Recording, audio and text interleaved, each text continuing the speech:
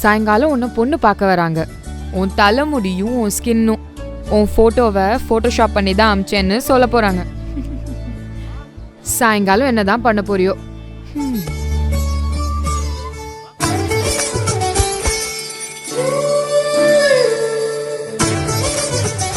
என்கிட்ட எல்லாரும் ஒரு பொய் சொல்லியிருக்கீங்க. நேரில் பார்க்குறத விட ஃபோட்டோவில் அழகாக இருப்பாங்கன்னு சொன்னீங்க. இப்போது ஃபோட்டோவில் பார்க்குறத விட நேரில் ரொம்பவே அழகாக இருக்காங்க.